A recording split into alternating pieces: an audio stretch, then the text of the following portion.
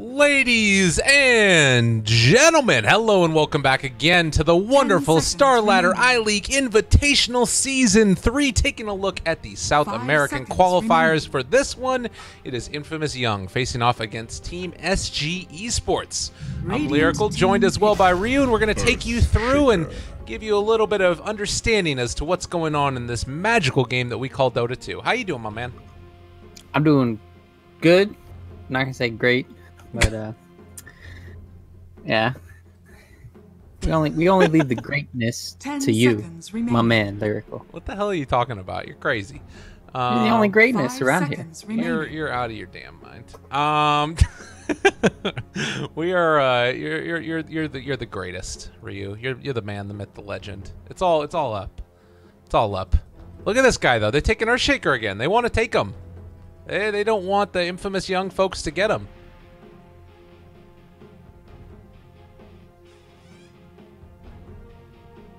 Hello? Ryu! Holy shit, are you gone? Oh no, Ryu was gone for a little while earlier in the last game and might be having some issues with his computer setup yet again. Hopefully that's not the case, because if it is, that would really suck. But we'll wait and see if he ends up responding at some point to us. But for now, at least, we'll keep on waiting, keep on casting, pretend like everything is normal, and hopefully you guys won't even be able to tell that there's a big difference. Blue screen again. Oh, no. That ain't good at all.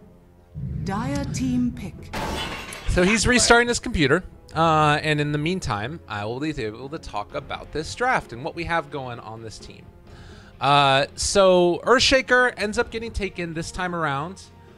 We saw Earthshaker completely dismantle the SG Esports lineup last time around, and it makes a decent amount of sense that they would want to take that away from INF.Young, given how strong and how much that Earthshaker enabled them to do in the mid game. Granted, early on it wasn't the best in the world. There were moments where it felt like it was a little bit sketchy, but at the end of the day, the big thing that mattered was the mid game team fights, particularly around Roshan.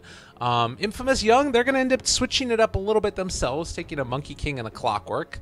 Monkey King kind of has had a bit of a role swap. It's definitely no longer just position 4. We've been seeing it, I think, more often than not in the carry role nowadays. But it always feels a little bit off to me. There's sometimes where it's good if you end up going against like a CK or something like that, and then you pick up a Battle Fury. I've seen that build a couple of times because your ulti obviously ends up enabling all of that cleave damage as well, and it's quite hard to deal with. I don't know if I love it though. It still always feels to me like there's just something wrong. Like he gets blown up too quickly, or he doesn't get the farm that he needs to really deal enough damage. Like you either build him tanky and get a Vanguard and then he doesn't do anything, or you build him super high DPS and then he's just a glass cannon and explodes. So you kind of need a lot of different things to make it work. At least that's my opinion. Other people see it different ways. But if he does get into that farm, then things start to look a lot better. So Batrider is going to get taken by SG Esports, and this is a pretty nice one. It's obviously a good answer to the Monkey King, breaking trees, getting vision of him. If you manage to have a Firefly going and then you blink on top of him, then you're going to break his tree, get a nice duration stun, and then you can follow it up for the lasso afterwards. Hard to deal with. Hard to deal with. I am going to try and save my voice a little bit. This is the 4th best of 3 for today for me. 10 seconds remaining. And we have, again, 4 best of 3s tomorrow, and the next day, and the next day, and the next day, and the next day. It's going to be a solid week of casting CIS and SA Dota for myself, Aosin, and Ryu. So hopefully we all maintain our voices, our integrity, and we can keep providing you good quality Dota. Like I was saying earlier, make sure that you guys keep tuning in because there is so much Dota that's going to be going on. We've got these qualifiers for Star Ladder. There's the qualifiers for the PGL major or minor. There are multiple other like single tournament leagues that don't even have to do with minors and majors. It's just tremendous how much Dota 2 is actually going to be played over the next few weeks. And then on top of all of that, there's going to be a patch in the middle of it all. So I don't know how all that's going to work, but I know that it's going to be insanity to the utmost degree. So my thought here is that we'll probably be seeing, a good amount of change up in the way that the meta gets played. And because there's so many games going on simultaneously, it's sort of questionable if that's going to lead to more quick meta evolution, or if it's going to be a slower evolution of the meta, because all these games matter for teams. They might not want to try something that's too far outside their comfort zone. Or maybe you end up seeing teams that normally wouldn't be able to win a straight-up one-on-one game against a certain opponent, and then when they end up playing in the new patch, they try something new to try and throw them off, and it ends up being amazing, and then you see a bunch of upsets. There's a lot of possibilities. Ryu, you're there. How you doing, my man? I'm doing bad. You're doing bad. Yeah. Screw whatever it is that's making my computer blue screen or whatever.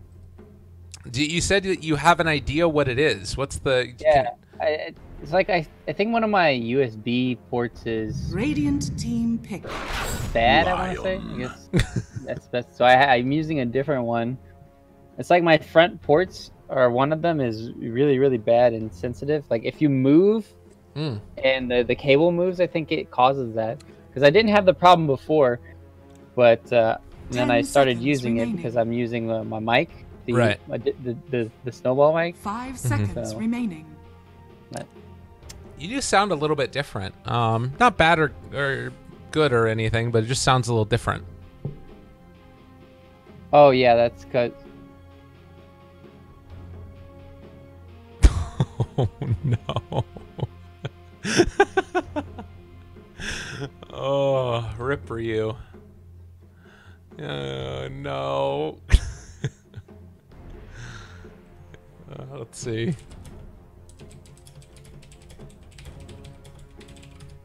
Let's see if I can get him. Well, I'm not hearing him, and that tells me that Ryu is probably gone. Your mic is muted somehow. All right, we need to get Ryu a sponsorship for a microphone. Team pick. Yeah, I actually, people are asking right now if I know when the patch is. I literally have no idea when a patch is going to come out. But I just imagine that, and again, maybe this is me making assumptions that I shouldn't make, but I would assume that there would probably be one before the first minor. Maybe there isn't. Maybe they keep the same patch throughout all of it. Who knows? It's a possibility. That being said, my name is actually Gabe, so, keep that in mind for whatever that's worth. Infamous, they ran the Silencer and now taking the Slardar to combo together with it, so multiple forms of initiation with the follow-up from a Global Silence could pose a pretty big problem for SG Esports. They also don't really have heroes that build into items naturally that take away silence.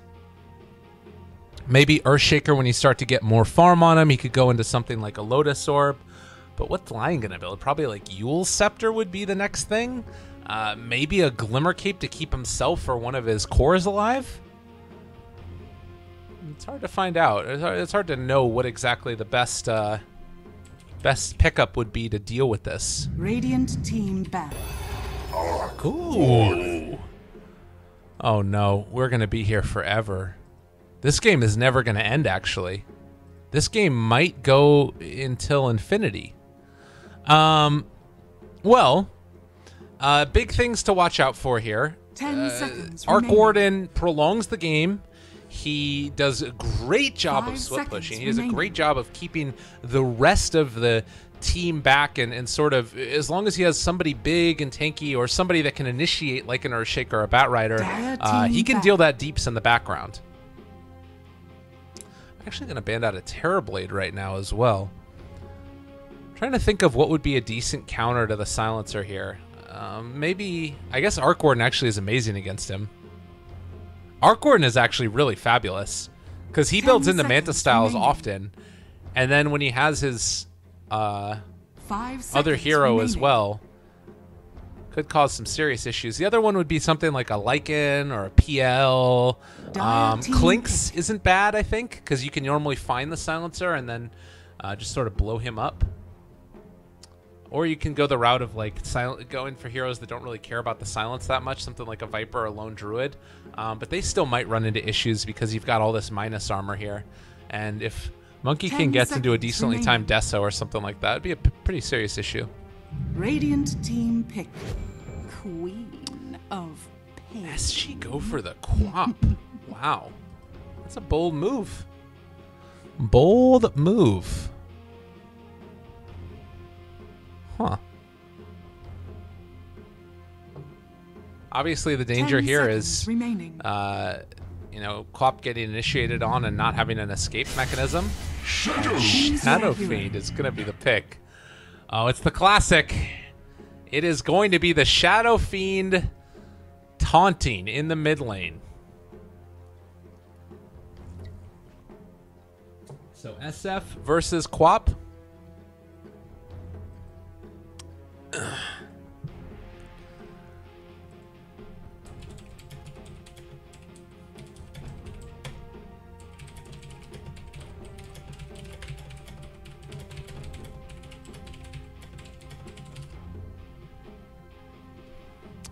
And let's see. Just waiting to see if there's a chance that we're going to get Ryu back into this. If not, it's fine. We can do a solo cast. Obviously, it does mean that I'm probably going to miss some things. I'm probably going to say some things that are incorrect. I'm probably going to miss some kills as well. But you know what? We'll make it work. We'll make it happen. And hopefully we'll be able to get... hopefully we'll be able to get Ryu's setup all working for himself before tomorrow when we have more casting together. And if not, you know what? We're just going to keep on grooving. Keep moving, keep grooving. And making it all wonderful. All Hello? Right. Hey, you're there. What's happening, my man? You're back. Yeah, so I restarted Discord and then it was like updating for 10 years or something. I was in an infinite loop of restarting. Hope you enjoyed your draft. I bet it was great. It was wonderful. I had a good time talking about it. I did not call the Quap pick, but I feel like the Arc Warden's a pretty great answer for the silencer that they've got as well, and just everything. It's like the perfect hero. I think Arc Warden's interesting here because they have ways to get on top of him, a lot of ways. But sieging high ground is going to be pretty hard with Shadow Fiend because they have the bubble and then you have the Bat Rider who can lasso. So it'll be very interesting how they tackle that. So high ground is not going to be fun if you're Infamous this game. Every damn game there's a pause at the beginning for like 10 minutes. This is stupid. It's getting ridiculous. If nobody complains about it, it'll never get fixed. Yeah. All right, that's how you have to look at things nowadays. That's true. I'm dead serious. Like, I could just not bring it up, and it'd be like, well, okay, cool, yeah, I don't care, but no, I actually do. Yeah, I do care. You're upset. I can tell. You're an angry guy, angry man. Oh, it's because I need to go soon. True enough. So here's a question for you. Cool. What's up? Did you ever play Sonic Adventure back in the day? I played it on the Dreamcast. Yeah. Whatever. Yeah. Now, do you remember whatever that one was? Do you remember? It was the Dreamcast. It was Sonic Adventure. I didn't know it was called the Venture part. Yeah. But I played Sonic. Do you remember Chaos? The boss? Yeah. Yeah. Doesn't Arc Warden look like him right here? Yeah. Look at that. Yeah. That's like Chaos from Sonic Adventure. If any of you guys don't know what I'm talking about, you should go play Sonic Adventure because it's an amazing game. It probably doesn't hold up at all It's actually probably one of the worst games to play nowadays, because the thing that was cool about it was like the open world elements and the graphics, and now I think the both best of those thing are about it was garbage. all like the hidden stuff, like all the hidden secrets. Like that's like the coolest thing about learning learning games sometimes, is all these, you know, hidden secrets. I wonder what game was like the first to have them. Like you know, where you got the, what was it? The hidden lives, and then the hidden is it gems? I mean the hidden gem. Yeah, Pass? Hidden gem pass. I think so. I'm not positive though. I can't remember now. I forget now. 30 seconds. Well, the Maybe one I'm for thinking me about was something we also should mention that they're doing the Shadow Fiend Clockwork strats. Oh wait, no. How does he have 8 denies? Yeah, it is the Clockwork strats. I was like, I didn't see the Clockwork for a second. I was like, what? But yeah, so Shadow Fiend Clockwork, he has 8 souls. Not amazing, but a decent start. Yeah, he's doing really bad for himself. Probably should report. The battle begins. No doubt. Probably should report the silencer, because he has 1 deny. Oh, Took it. That would have been. I would be upset. I would be tilted. I would definitely report. But in the meantime, it's going to be Clockwork doing this. I was going to say that one of the first games that had like hidden things, I think, was Legend of Zelda, the original one for NES. Might have been it. Maybe Metroid. I don't know. Stun comes out, same time as a Fissure comes out. Radiant's Courier goes down. It is all falling apart. That's not the best for Shadow Fiend, but I guess that he came to the range with a lot of regen, so it might not be the worst thing in the world either. Yeah, he's also just going to get free 12 souls here. Going to get some great levels. I think Slardar is way better than Earthshaker in the sense where you can spam out a lot of these stuns, more so than the Fissures. Like one Fissure and you have to Clarity, whereas Slardar, he can just, oh, wonder if he was baiting. But back to that, you can just use your mana more freely, it feels like, on Slardar. Whereas, yes, you kind of have to blocks, but this is good now for SG. Maybe now it's going to be on Quap's Hill, and she's about to get level 2. Still pretty far behind that Shadow Fiend. I mean, how big of a detriment is this coming in this far behind in the beginning of the laning stage? Like, is she going to kind of struggle throughout the remainder of it, or? Yeah, it kind of just depends on the Earthshaker roaming to help out. Else it could be very bad for her. Yeah. So he's gonna come get this 2-minute rune and maybe go middle. Else Shadow Fiend just will keep snowballing. But they might just go on top lane here. Has chance. Nope. Earthshaker just wants to pick up all those bounty runes and get himself early arcanes. Looks like he was able to take away 2 of them already, and almost halfway to arcanes. It's not bad for an Earthshaker.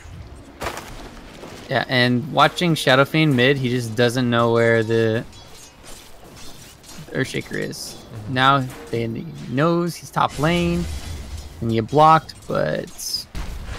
And let's get some good old flux action up in here. He manages to hit a bunch of them with those hogs, but First Blood will go now to the Arc Warden. And that is not a hero that you want to get off to a good start if you're the Radiant team. Hard to deal with. Oh yeah. Fast Midas. Feels bad. Now, Slardar's still just standing in the lane. Always being a threat to cause issues for that Queen of Pain, as she's going to take a little raise or two. A little fake raise there as well, but Earthshaker shows up, manages to find the Fissure, and in trouble now. They turn to fight, want to be able to find it. The raise is going to be there. They find that kill before he goes down. Well done indeed. Could have maybe got the deny on Shadow Fiend too, but he was thinking if he had enough damage just for the double raise. Maybe he did, maybe he didn't. Then he could have potentially gotten denied sooner. So, but still, all in all, good for the Shadow Fiend there. And he's gonna come back, and he's gonna have the creeps on his hill. So this is nice. Back up to almost just about full on his souls.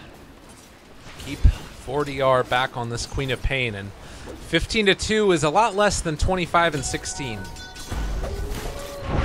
Closa. Benjaz is there. He's that Boundless Strike, but not going to go for it. Just warming him up for a second round, possibly. And, well, Earthshaker now may be in a little bit of trouble himself. Has gotten cogsed in by that Clockwork, but now Bardino shows up. He's going to be able to be here.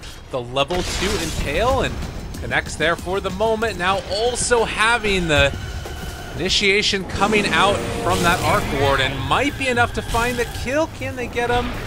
He's brought down to 100 HP, but we'll be able to get out of there as the Shadow Fiend went down to 40R, who walks away on 11 HP there. Yeah, easy peasy for the Quap. Does she end up going down to another Clockwork Flare? Nah, it's 8 seconds away. And he'll be able to go for the Shrine.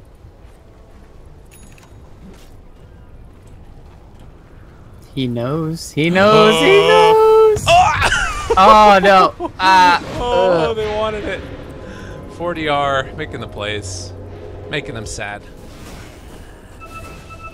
Infused raindrops, guys. Always buy them. All right. So 5 minutes in, it's 3 kills so far for SG Esports. And a smoke that's now coming out from the Earthshaker and the Lion as they want to head towards mid. Let's see if they can help out this Queen of Pain continuing to shut down the Shadow Fiend in the mid lane.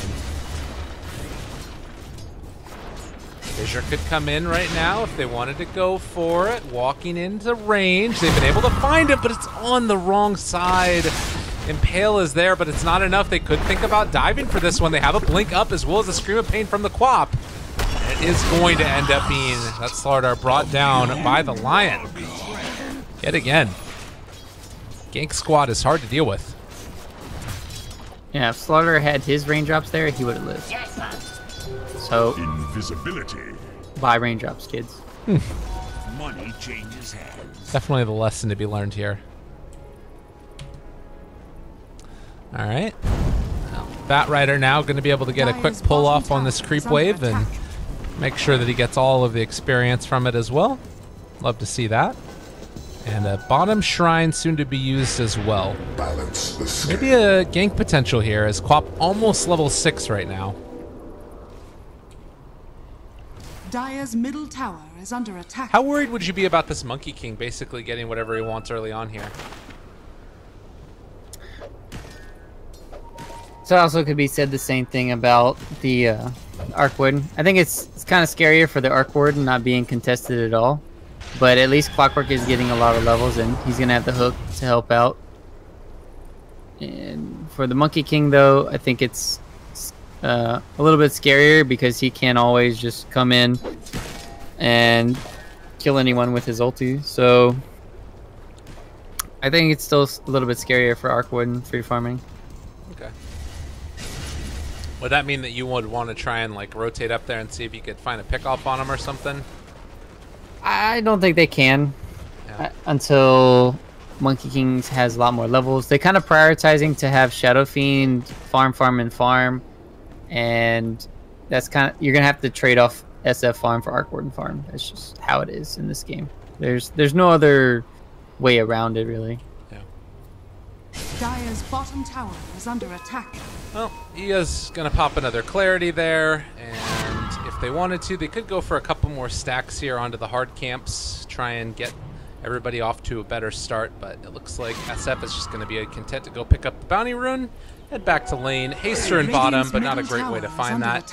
And in the meantime, Earthshaker was able to move out and ward up a good portion of the Radiant jungle, so nothing is really gonna be safe here, and honestly, if Young Woo's not careful, he might have gone down. He'll be able to get the bounty rune, but nothing else. Coin for me. Bat Rider shows up but can't chase down Clockwork, and in the meantime, SF continues to farm the jungle, trying to stay safe. Yeah, this is a really good time now for SG because they have the haste on Quap, level 8, has max Scream, maximum amount of damage. It's very hard for them to contest. Dire's bottom tower And is I under think they attack. saw the Earthshaker rotating Dire's over, so they know structures he's here in the are mid lane, so the Shadow Fiend has to be very careful.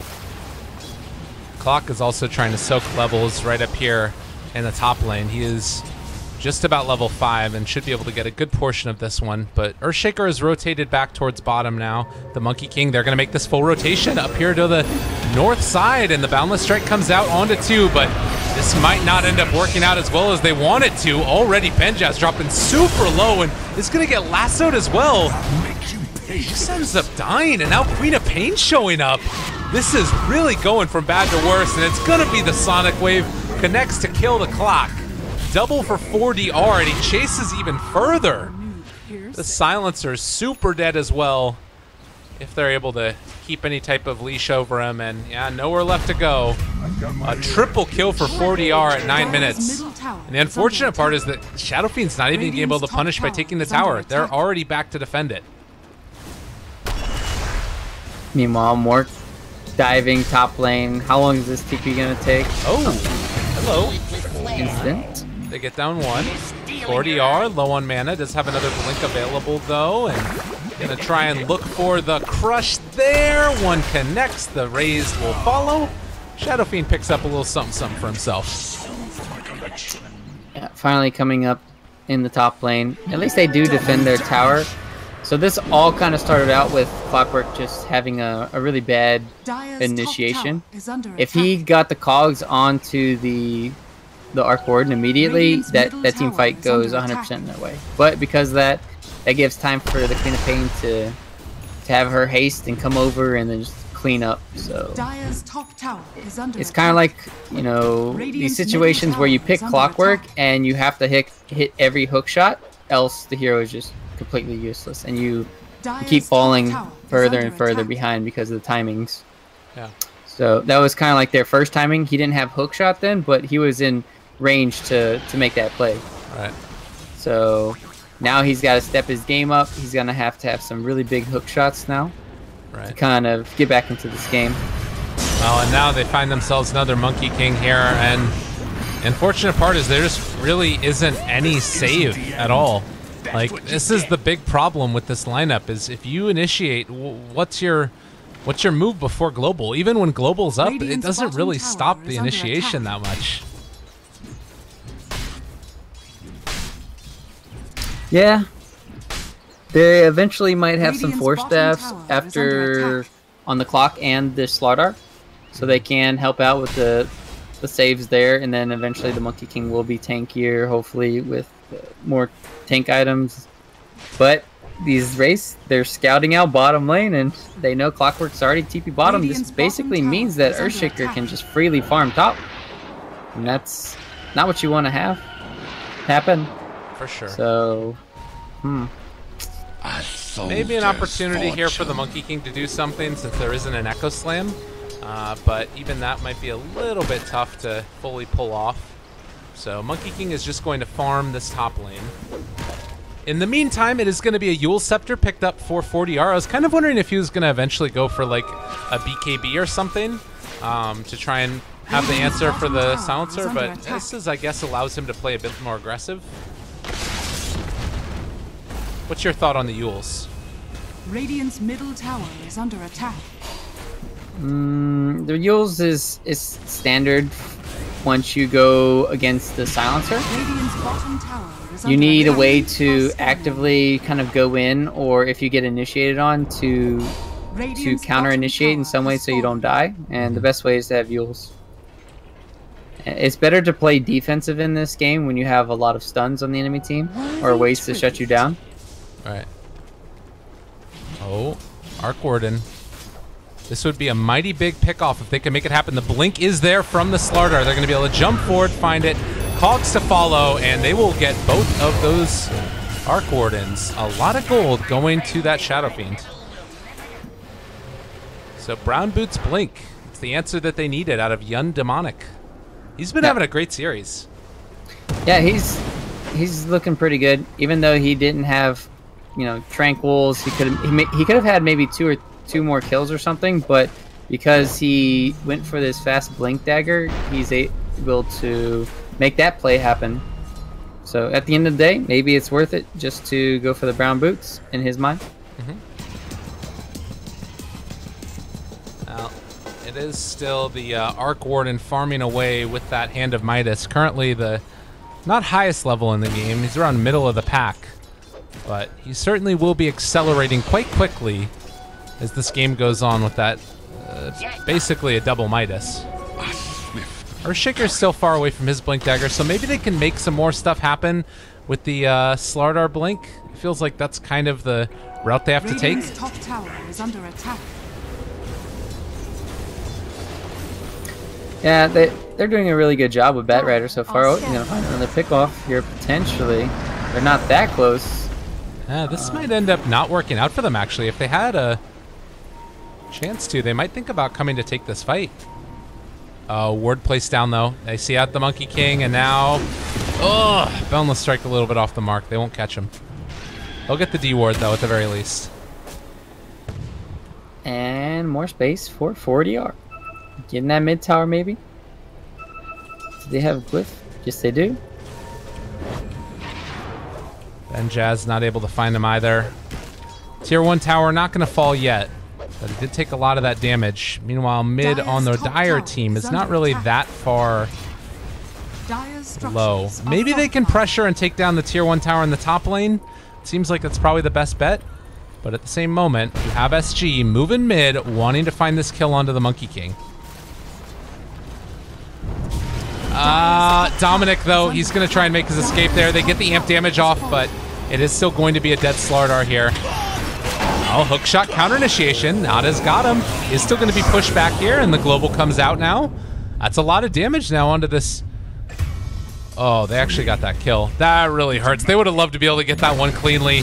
They do get the flare, which secures the kill, and now Queen of Pain jumping forward. Able to just about take down and kill off this Clockwork. He might be able to get denied here, as you do have Will come in and trying to find it. Still that DOT coming in. He needs to walk back towards him if they want to try and go for the deny play. Instead, it's going to be the silencer getting denied by the neutrals.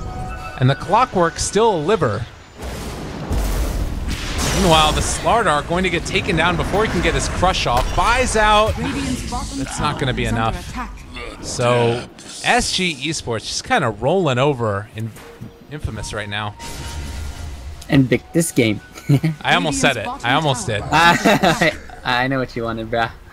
I know, I got you. I'm in your mind all the time. But interesting approach. That was really good for Infamous at the start of the things. Like Slardar broke the smoke. He's the one who got gone on instead of the Monkey King. Monkey King instead kind of like walks forward and then gets gone on by both of the Arc Wardens. So then that's when it became a very big problem, and then Earthshaker managed to run him down. So, and then still the Shadow Fiend, he's just not showing up. He's just kind of like having to farm his way to the BKB before he can do anything. I don't know if that... bottom. Lift up with the Yule Scepter. He has stick charges, but it's not going to be enough to keep him alive. They might be able to find something off the back of that. The hook shot is going to connect onto a Wild Wing Ripper, and Queen of Pain just going to look on. Maybe still there's an opening here. Global Silence back off cooldown, 15 seconds. Crush is going to connect. All right, they've got something on a 40R, but he's still walking away from this one. And look at that damage on a Bardino. He's going to end up falling pretty quickly here. They're thinking about turning this now, and they've been able to find the Shadow Fiend. Flux turning it back around yet again, but still looking at a scary situation. Yule Scepter is available for Queen of Pain, so even if they pop the global right now, it's not going to really do all that much. They break the TP of the Clockwork. He's just going to have to walk away, but the bigger problem is that the Shadow Fiend's been pulled back in. No mana for Sonic Wave, but more than enough right clicks to take down that SF. They got that lion, though. That juicy lion. Yeah, worth it. I don't know. I'm not sure if it's completely worth. That was so worth, dude. Come on, man. All right, well, so this game's kind of looking a lot like last game in a sense, where Infamous, they're trying to get their BKBs, but it's a bit different this time around, where Bat Rider can do a lot in this game, as he's already done. He's found out multiple people, and Bosa's been playing extremely well. Ooh. Oh, top playing. This is a lot of damage. They might be in trouble here. Oh, the bubble. Nope, he's gone. Global comes out. They cancel the TP from the Bat Rider. And it looks like Benjaz will be able to make the escape. That's a big kill. Big kill. I got a phone call. You want to take it from me? No, I'm good, man. Come on, man. Well, I mean, Slardar is going to fall here. Nice. Somebody picked it up besides me. Nice. I mean, my other self picked it up. That'd be pretty cool if you could like clone yourself just to talk on the phone while you do something else. Meanwhile, give it a few years, man. It's going to happen. Technology is getting there. Open AI bot. Look out, though. Clockwork going to be eviscerated in the middle lane. You know, I played against AI bot, and the hardest part is just getting the block down. Really? Radiant's top tower You can't even play against the bot until you get the block down. The block is the most important thing when playing 1v1 SF. Yeah. If you can't even start in the mid creeps, you're just done. Yeah, I mean, that's, I mean, and also what he's, like, best at, too, or the open AI bot is best at. Yeah, it's cheating. Radiant's top tower is under attack. So how'd you do? What was your score? Dire's bottom tower is under attack. I killed him with AA. Nice. 1v1, my SF is not so good. I did like 6 games. I basically lost all the games because of my block, though. I couldn't play because he just gets level 2 so fast, and you can't do anything about it. Yeah, that would be a problem. And then he just like dominates you in CS the whole time. Yep. He just controls your high ground. You can't do anything. So I need to practice my blocking before I can contest him again. Sounds good. I see all these threads on black beating him, and that's pretty cool. That's pretty cool. What a We guy. can't let the computers take over. Yeah, man. Gotta stand tall. Now, speaking of standing tall, we'll see if Infamous are able to do it right here. I just feel like so often this is the problem with Shadow Fiend. If you don't have those defensive heroes to take care of him, he's just like gets blown up over and over again. He's died 3 times so far. If he's not careful, it might be more than that. Radiant's top tower is under attack. But in the meantime, do you see this game getting any easier for them at any point? Like, when is it that Infamous's drafts really starts like kicking? Is there any point where they start to do more damage with like more items on Monkey King or something? Well, they're gonna have their 2 BKBs, and that's gonna be helpful in these big team fights. They have the global silence ulti for the Echo Send, but they just can't really do much about that. Yeah. Shadow Fiend just dies. He does have his BKB done, but it feels like it's almost too little too late at this stage. That being said, last game, we did see a Roshan fight go absolutely awful for SG Esports. Maybe the same thing happens again here. Yeah, they should just prioritize making sure they get pickoffs into Rosh, not just Roshing whenever they feel like it. Right. Radiant's top tower is under attack. And I guess the other side of this is that if Infamous ever win a team fight, their Roche taking is very quick. All right, Nada is super dead. He does get off a battery assault at the start of it at the very least, but he will fall here. Godlike Street for 4DR. If he ends up dying, it's going to be a lot of gold back into the favor of Infamous, but it doesn't feel like that's just going to happen. He's got a Lincoln Sphere, for goodness sake. Radiant's top tower is under attack. I don't think they can necessarily throw this game. Every time you or me say that, it happens. So Balance the scale. I think it's more so you. Yeah, I think probably. you're the jinx. One thing to mention, 4DR actually doesn't have his Lincolns on him yet. I thought that they were maybe going to go on him, but yeah, they decide not to. Slardar instead is going to TP back towards mid, and they're going to try and sneak roast. This is the type of play you got to go for at this point in time. I love this decision making. Like, there's no way that you're going to win this game straight up, so you've got to go for something like this. Will it actually pay off, though? That's the problem. I mean, they're taking it really quickly. They need to just have everyone hitting it. The whole point of this is like, let's do this fast. Looks like they're going to be able to, though. Really good play here. Good decision making. How much does this throw a wrench into SG's game plan? They can still go for the pickoff game. So, it's not too bad. Quap looking for something, but 4DR ends up getting punished a little bit. Jump forward, the crush off the mark, global to follow. You could think about getting out of here with Benjaz. If he can make his escape, it would be really big, but it's not looking like it's going to happen. Sonic Wave comes out, the hook shot counterplay. It's not looking like it's going to be enough. The fissure block is just completely dismantling them. They will have Wukong's command when they come out of this, but do not want to take that fight if they can avoid it. So at the very least, they're denying the Roche to the rest of SG, but it looks like it's not quite going to be enough to get him out of there, as he will be chased down and most likely executed. A quick finger from Bardino ends his life.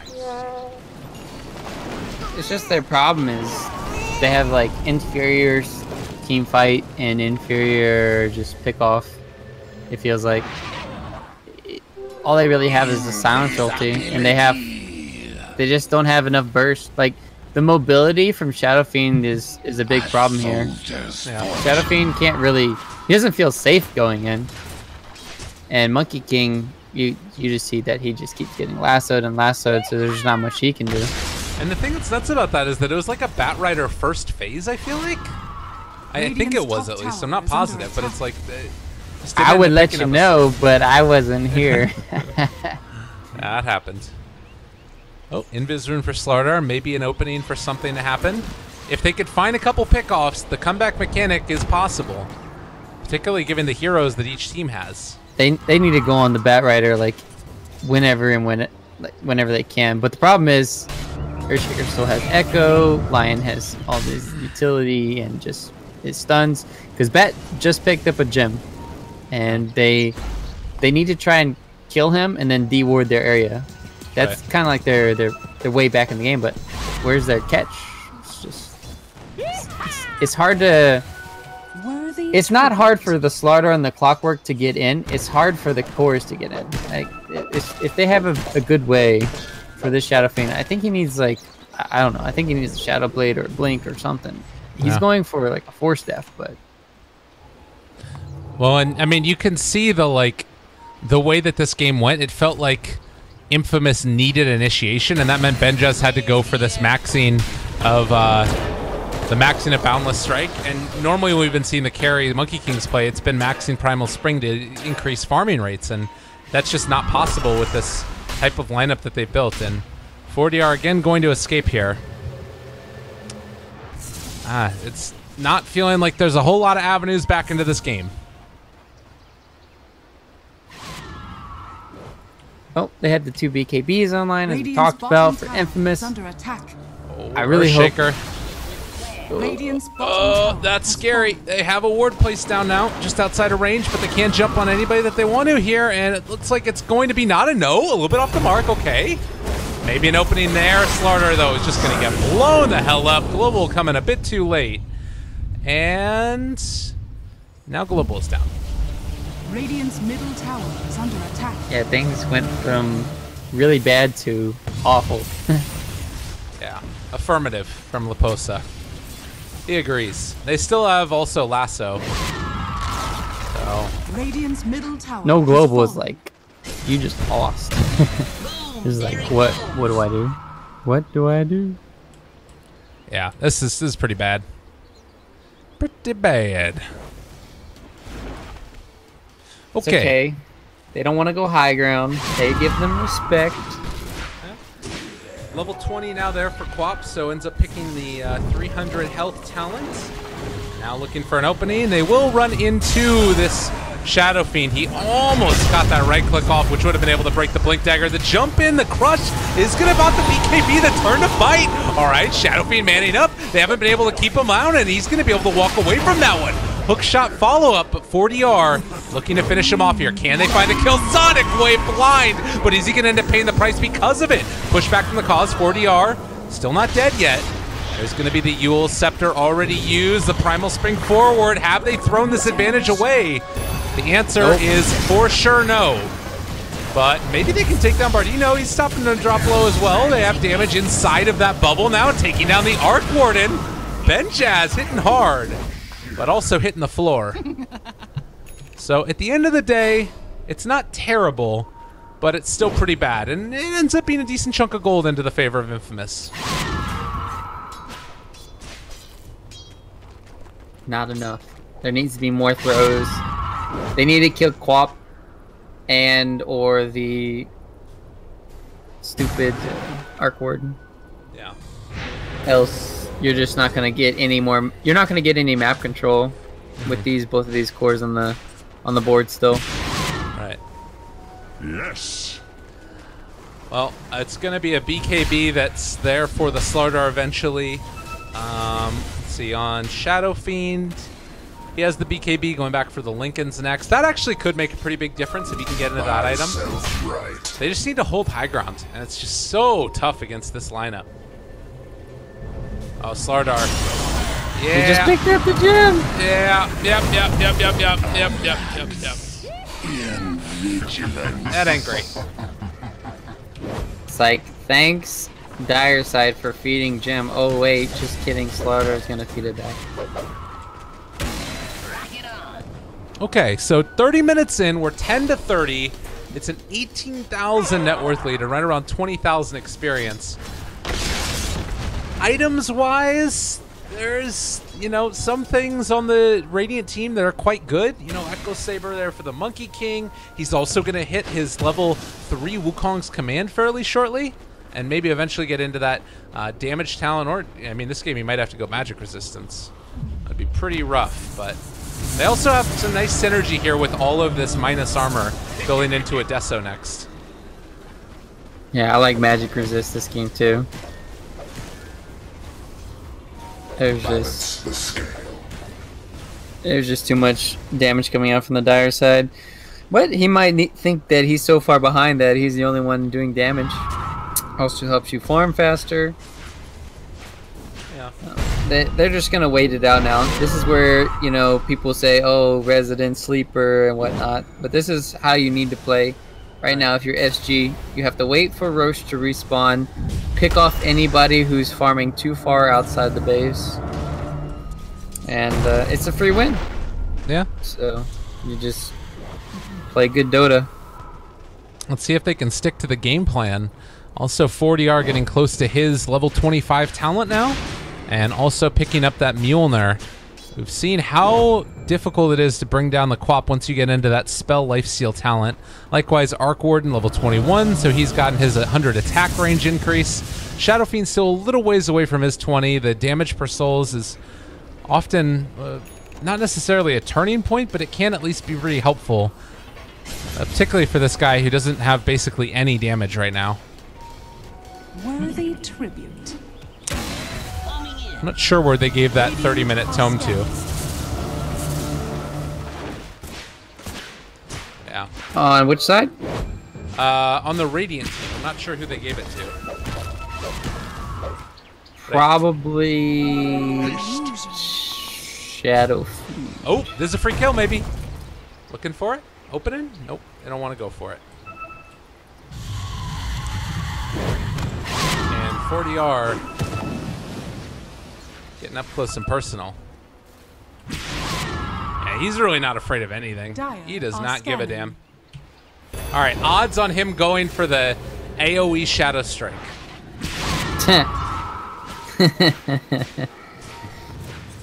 Odds? Very low? Can I type it in? Can I type it in all chat? I don't think so. Like, if I talk to him and I'll say, yo, 40R, you go Shadow Strike, I'll give you $10, and he might. Yeah, it's a possibility, but I since think that I can't talk. Looks like Young here, no TP, most likely going to fall as well. They do have the Yule Scepter. Space created is the mantra right now of this clockwork.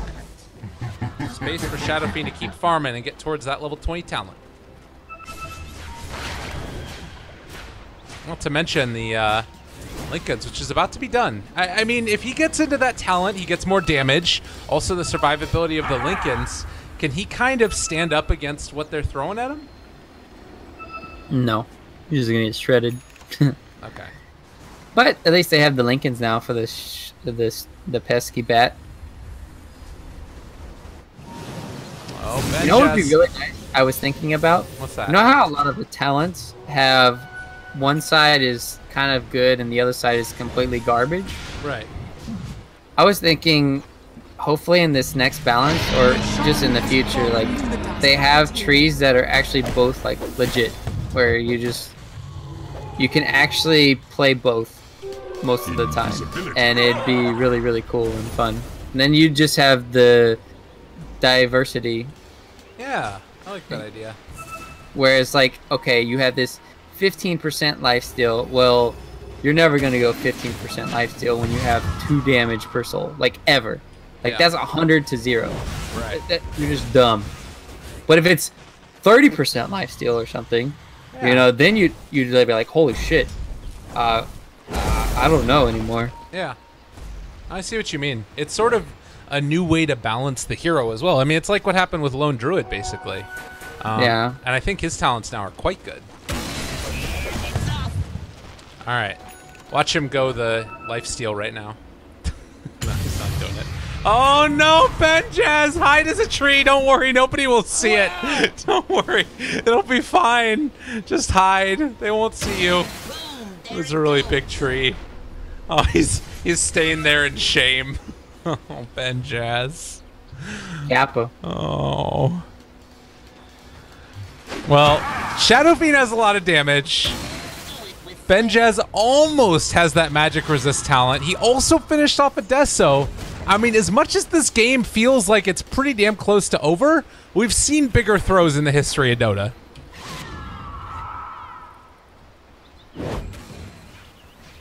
We have. I think so. We have, for sure. I saw a game where it was like a 38,000 net worth lead thrown away. That's crazy. Wow. That was a nuts one. Granted, that was not against Arc Warden. Ooh, and he actually is going to go for the damage. Nice damage. Damage. All right. SG getting ready to line up and move around towards the bottom there. Jump forward. Lincoln Sphere taken. Good global. BKB popped as well. Radiant's bottom tower is under But that attack. means that they don't have a global for the next initiation.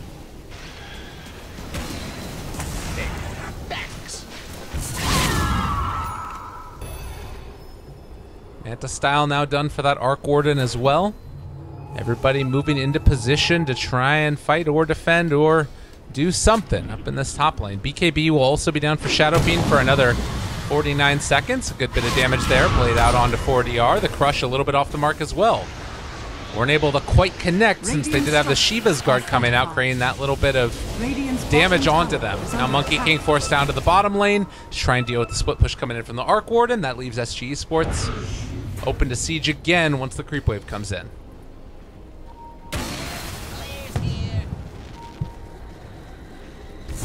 Come on, guys. Go in. Let's go. 4DR walking forward. They do have everybody in the area. Young Dominic taking damage there. They pop the shrine, keeping him alive. The Posa on the west side of the map. They're over there. They jump in right now with Nada. There's the jump forward. They've caught onto the Shadow Fiend. No BKB. The Sonic Wave a little bit off the mark as well. He is going to go down. Has buyback available, but one of the weakest buyback heroes in the game because he's going to be lacking souls.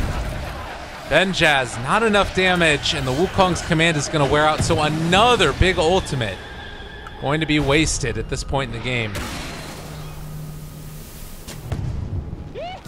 They'll hold off for the moment, try and see if they can wait on the Shadow Fiend buyback. Oh, he did get the 550 AoE strike. Did he really? Radiant's bottom tower is under attack. No, he wouldn't. You're crazy. He went for the spell lifesteal.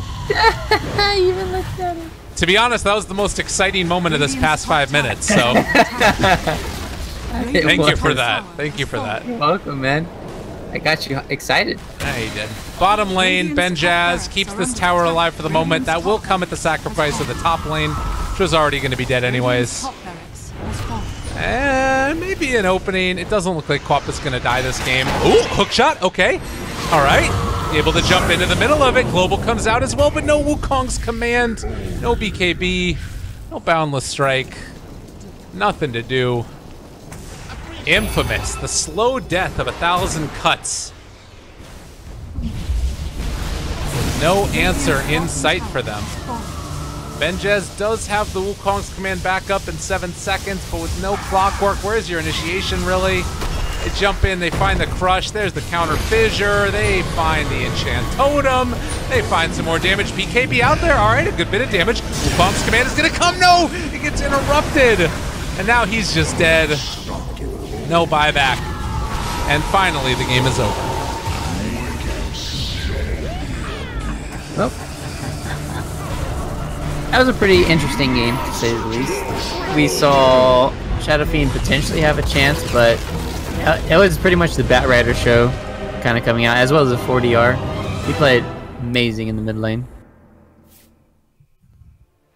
Yeah, he did a really good job of that. And now, looking forward to a game number 3 here. We'll have to see if Esports SG can continue this little push that they've put together, or if Infamous.Young are going to be the ones that take the series. Ryu, I believe that you have to leave us, unfortunately. Yeah, I'm gonna have to go. Right. I got something to do. No problem. So, would you care to give a sellout for yourself? Tell everybody where to find you?